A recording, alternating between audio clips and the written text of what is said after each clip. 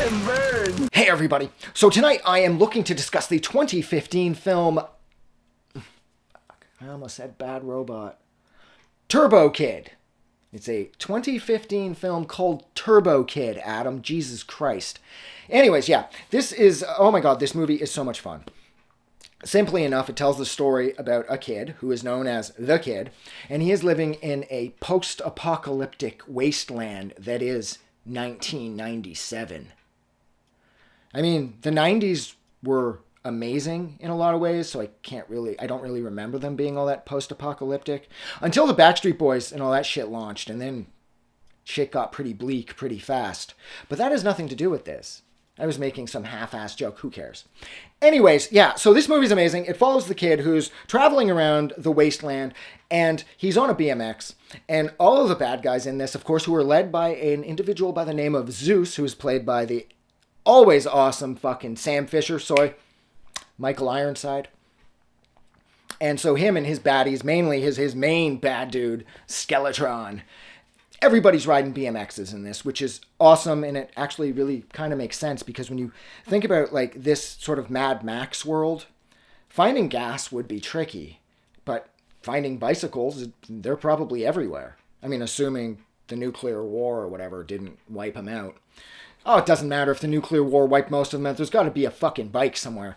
So yeah, so the fact that they're riding around on bicycles is so rad, and it's such a throwback to the 1980s.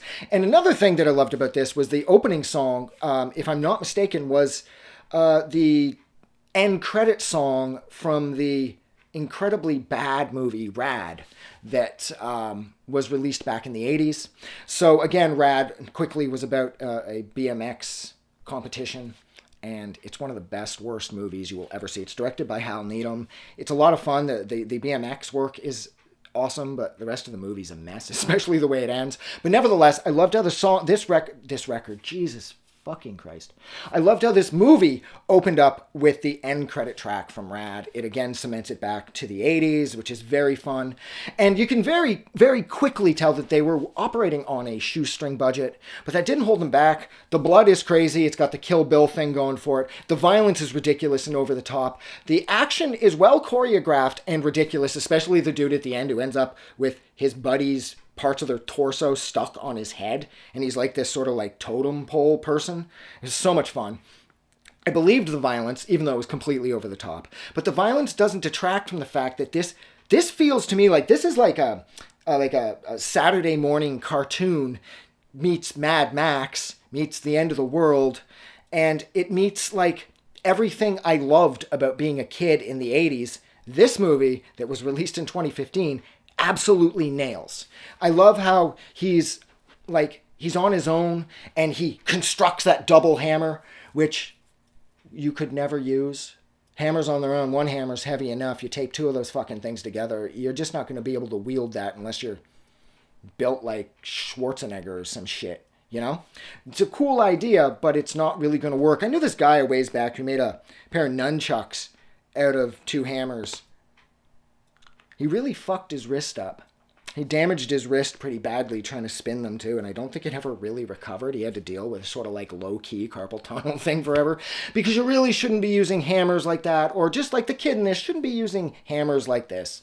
And I loved how at the start too he gets scratched, and as the movie progresses you see the scratch heal from that little like radioactive animal.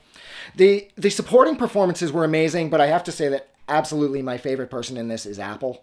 She was so resourceful, so like amazing, fun, useful, and she served the story so well that she just so quickly became my favorite character in this. And then when she dies, it was genuinely sad. When she says to him that you're the best friend I ever had, I'm like, oh fuck dude, I suddenly feel like crying. So this movie fucking nailed it for me. It's so much fun. The score is perfect. Le Matos did the score. They fucking nailed it. And apparently around 2016, there was a sequel announced, but here it is in 2024, and I have no idea if that's ever going to happen. Apparently, there's still currently a video game being produced. It's supposed to come out in 2024 or so that's kind of fun. But yeah, look, I'm going to stop talking. So thank you so much for hanging out with me for however long it's been while I discuss the 2015 film. I almost said Bad Robot again, and that is Turbo Kid. Like always, if you like this review, or you like this movie, please go out and do something nice for somebody.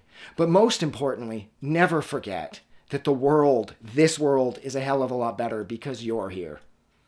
I'm going to go because I'm getting kind of hot. I thought I would solve that problem by just wearing a t-shirt, but no. Holy Christ, there's something wrong with my temperature. Have a good night. Or whatever. I don't know. Oh, it's getting awkward again. Who cares? Bye.